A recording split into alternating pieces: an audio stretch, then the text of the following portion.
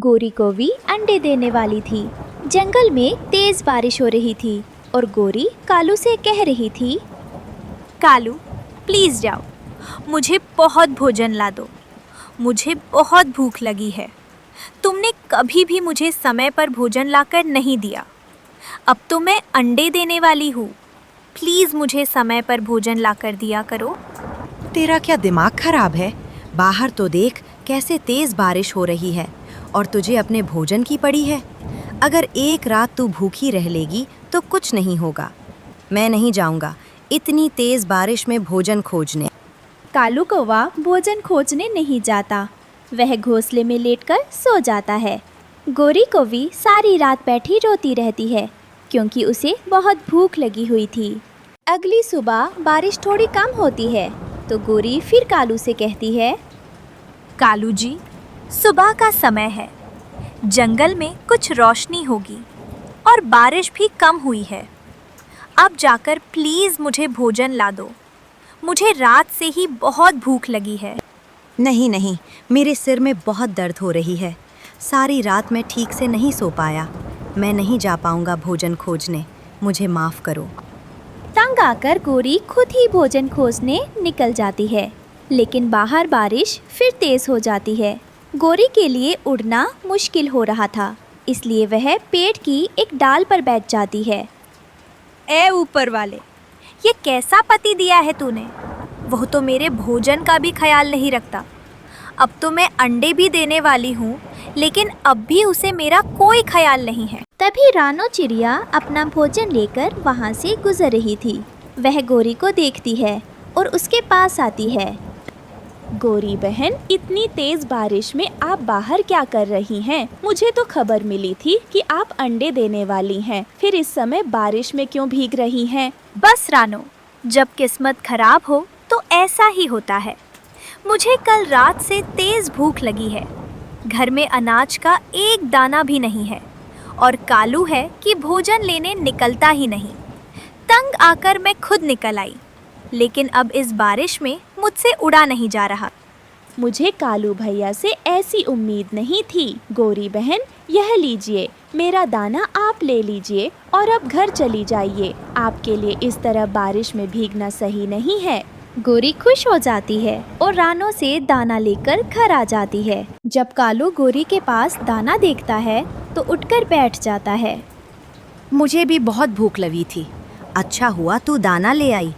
ये दाना मैं अपने लिए लाई हूँ, मैंने कल रात से कुछ नहीं खाया, मुझे बहुत भूख लगी है, मेरा दाना मुझसे मत छीनो। लेकिन कालू जल्दी से आगे बढ़ता है और गोरी से दाना लेकर सारा खा जाता है और गोरी को कुछ भी नहीं देता। गोरी बस उसके मुंह की तरफ देखती रह जाती है। फिर रात हो जाती है और गोरी भूखे पेट सो जाती है। अगली सुबह गोरी रानो चिड़िया के घर जाती है और उसे सारी बात बताती है। गोरी बहन, मेरे पास दाना तो है, लेकिन आज आप दाना घर मत ले जाना, यहीं बैठकर खा लेना, वरना कालू भैया फिर से आपसे भोजन छीन लेंगे। फिर रानो गोरी को दाना देती है। गोरी पेट भरकर दाना खाती है और घर वापस आ जाती है। जब कालू देखता है कि गोरी कुछ भी नहीं लाई तो वो बहुत गुस्से में आ जाता है। मोटी, खुद ही खा आई हो, ये नहीं पता कि घर में पति भी है, मेरे लिए कुछ नहीं लाई। कालू बहुत गुस्से में आ जाता है और डंडा उठा लेता है, लेकिन गोरी भी अब थक चुकी थी। आखिर वो बोल पड़ती है, मुझे भी तुम्हारे साथ रहने का कोई शौक नहीं है, मैं जा रही हूँ तुम्हारा घर छोड़कर। लेकिन याद रखना, एक दिन तुम अकेले ही घोंसले में पड़े तड़पते रहोगे और तुम्हें पूछने वाला कोई नहीं होगा। ऐसा कहकर गोरी वहाँ से चली जाती है और पेड़ की डाल पर अपना घोंसला बना लेती है। अगली सुबह बारिश रुक जाती है और मौसम साफ हो जाता है। ऐ ऊपर वाले, तेरा शुक्र है कि बारिश हट गई। समय गुजरने के साथ गोरी वहाँ से चली जाती है और पेड़ की डाल पर अपना घोंसला बना लेती है। उससे पूछता है, अगली सुबह बारिश रुक जाती है और मौसम साफ हो जाता है। हमारा घर कहाँ है? ऐ ऊपर वाले, तेरा शुक्र है कि बारिश हट गई। मेरे प्यारे बच्चों, हमारा एक घर भी है और तुम्हारे पापा भी उसी घर में रहते हैं।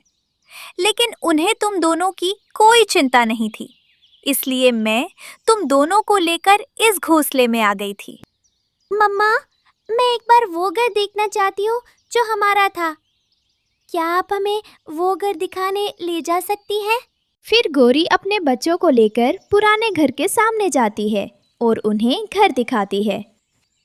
मेरे प्यारे बच्चों, मैं तुम्हें घर के अंदर जाने से मना नहीं करूंगी, क्योंकि वह कौवा तुम दोनों का पिता है। तुम दोनों अंदर जाकर अपना घर देख सकते हो। दोनों बच्चे घर के अंदर जाते हैं तो देखते हैं कि कालू कौवा घोंसले में बीमार पड़ा था और बहुत कमजोर लग रहा था। आप कौन हैं? क्या आप बीमार हैं? क्या हम आपकी कोई मदद कर सकते हैं? तुम दोनों बच्चे कौन हो? क्या तुम सच में मेरी मदद कर सकते हो? इस जंगल में मेरी पत्नी गोरी रहती है। अगर हो सके तो किसी तरह उसे बता दो कि मैं बीमार हूँ। मुझे मालूम है वो मुझे मिलने ज़रूर आएगी। क्या आप हमारे पापा हैं? आपकी ये हालत कैसे हो गई? क्या तुम दोनों मेरे बच्चे हो? मेरे बच्चों, आओ मेरे गले लग जाओ। मुझे अपनी गलती का एहसास हो गया है। प्लीज़ मुझे माफ़ कर दो और गोरी से कहो कि वह लौट आए। मैं बहुत बीमार हो गया हूँ और मुझ में उड़ने की ताकत भी नहीं बा। दोनों बच्चे वापस गोरी के पास जाते हैं और सारी बात बताते हैं। बच्चों, तुम्हारे पापा बहुत आलसी थे, इसलिए मैंने उन्हें छोड़ दिया था। लेकिन अब मुश्किल समय में उन्हें मेरी ज़रूरत है और एक पत्नी होने के नाते मैं इस मुश्किल समय में उनका साथ ज़रूर दूंगी। गोरी वापस घर चली जाती है। वो कालू की देखभाल करती है, उसे भोजन लाकर देती है और कुछ ही दिनों में कालू ठीक हो जाता है। गोरी, मैं तुम्हारा धन्यवाद किस तरह करूं मुझे समझ नहीं आ रहा। तुम बहुत अच्छी पत्नी हो। आज से मैं भोजन खोजने जाऊंगा और तुम्हारा पूरा ख्याल रखूंगा।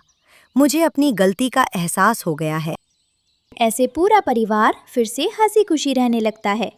प्यारे दोस्तों, आपको यह कहानी कैसी लगी कमेंट में ज़रूर बताएं और इस कहानी को लाइक, अपने दोस्तों के साथ शेयर और चैनल को सब्सक्राइब करना बिल्कुल मत भूलना। आपका धन्यवाद। जुगो बेटा, इस जंगल के किसी भी काले, पीले या नीले पक्षी से दोस्ती रखने की कोई ज़रूरत नहीं है। किसी से भी बात मत करना। अगर हम आज किसी से दोस्ती करेंगे तो कल मुश्किल समय में हमें उनकी मदद करनी पड़ेगी। इसलिए मैंने तो अपनी सारी जिंदगी में कभी किसी से दोस्ती नहीं की और अब तुम भी मत करना। जी मम्मा, मैं समझ गया। मैं किसी से भी दोस्ती नहीं करूँगा। वो कोको रोज स्कूल में मेरे ऊपर चढ़ता रहता है। कल मैं उसे भी कह दूंगा कि मुझे उससे दोस्ती नहीं करनी। पेड़ की डाल पर बैठी गोरी कौवी अपने बेटे जुगो को सिखा रही थी कि कैसे उसे जंगल के पक्षियों से दोस्ती नहीं करनी, वरना मुश्किल समय में उसे उन पक्षियों की मदद करनी होगी। फिर दोनों माँ बेटा जंगल में अपना भोजन खोजने निकल जाते हैं। रास्ते में कबूतर, तोता और रानो पेड़ पर बैठे थे, लेकिन वो दोनों वहाँ से गुजर जाते हैं और उनसे बात तक नहीं करते। गोरी बहन कब से हमारे जंगल में रहती है, लेकिन उन्होंने कभी भी हमसे बात नहीं की और ना ही हमसे दोस्ती रखी। हाँ रानो बहन, आपकी बात तो ठीक है।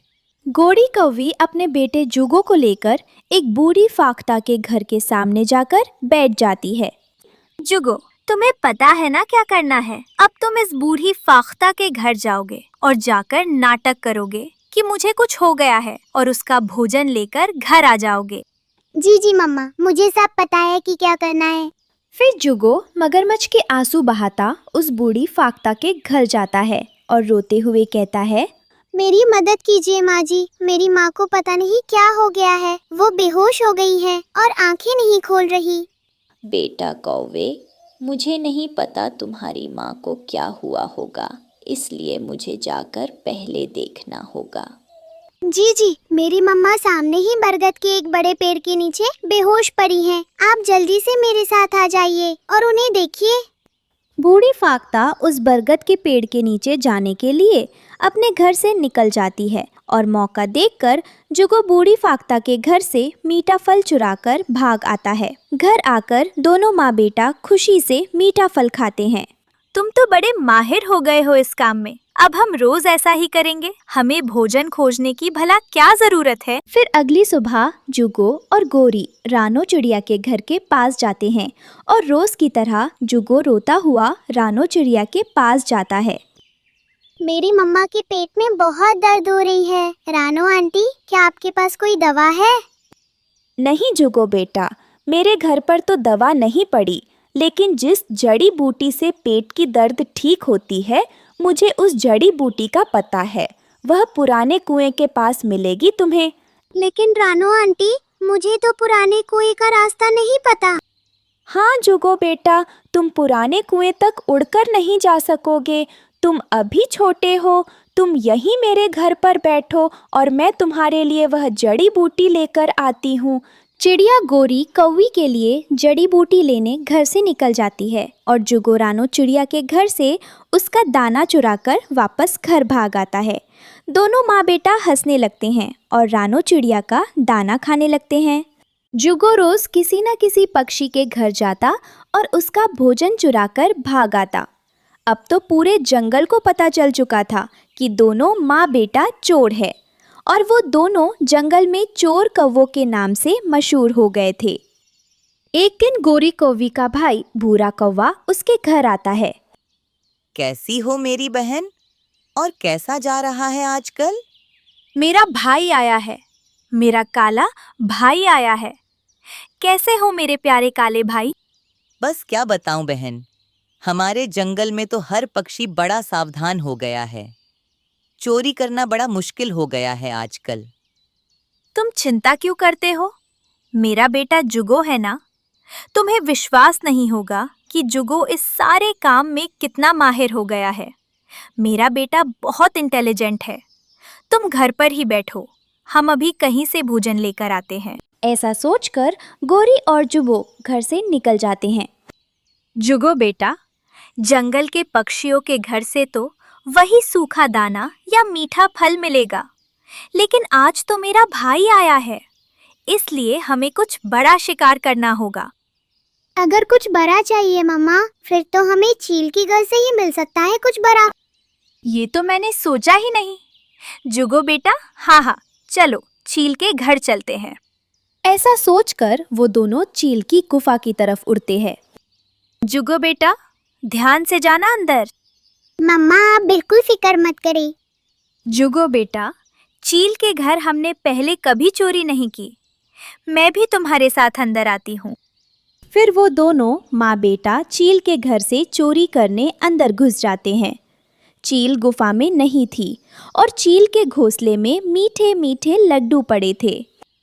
देखा जुगो, मैंने कहा था ना, हमें चील के घोंसले में कुछ बड़ा मिलेगा। लड्डू तो मैंने आज तक नहीं खाए और इस चील के घोंसले में तो लड्डू पड़े हैं। चलो जल्दी से लड्डू उठा लो। अभी जुगो लड्डू उठाने ही लगा था कि चील वापस आ जाती है। वो बहुत गुस्से में आ जाती है। तुम दोनों कौवों की इतनी हिम्मत कि मेरी गुफा में चोरी करने आए हो। अब मैं तुम दोनों को नहीं छोड़ूंगी। चील एक जोर की चोंच गोरी के पेट में मारती है और गोरी बहुत जख्मी हो जाती है। वो अपनी जान बचाकर वहाँ से भाग तो आती है, लेकिन उसका घाव बहुत बढ़ चुका था। वो बड़े पेड़ तक पहुँचती है और वहाँ आकर बेहोश हो जाती है। मम्मा, मेरी मम्मा, उठिए। आपको क्या हुआ? मम्मा प्लीज उठिए, मुझे जाकर किसी से मदद लेनी होगी। ऐसा सोचकर जुगो पास ही के तोते के घर जाता है। आ गए तुम? अच्छा, आज तुमने यह सोचा है कि तुम मेरे घर से भोजन चुराओगे। लेकिन छोटे बच्चे, तुम दोनों माँ बेटे की चालाकी का जंगल के सब पक्षियों को पता चल चुका है। अब तुम्हारी चाल में कोई नहीं आएगा। भाग जाओ मेरे घर से। नहीं नहीं, मेरी मम्मा सच में जख्मी हो गई है। मेरी मदद करें प्लीज। अगर तुम्हारी मम्मा जख्मी हो गई है तो जाओ बुलबुल डॉक्टर के पास जाओ। मैं तुम्हारी कोई मदद नहीं करूँगा। जुगो बुलबुल के घर की तरफ भागता है और बुलबुल को सारी बात बताता है। जुगो बेटा, आज तुम्हारी आंखों में मुझे दिख रहा है कि सच में तुम्हारी मम्मा को कुछ हो गया है। इसलिए चलो, मैं तुम्हारी मदद करती हूँ, लेकिन तुम भी मेरे साथ आओगे। जी जी, मैं आपके साथ ही आऊँगा। जल्दी चलिए। फिर जब वो बुलबुल को अपने साथ लेकर वहाँ जाता है तो बुलबुल गोरी को अपने क्लिनिक पर ले आती है। फिर बुलबुल गोरी का इलाज करती है और कुछ समय बाद गोरी को होश आ जाता है।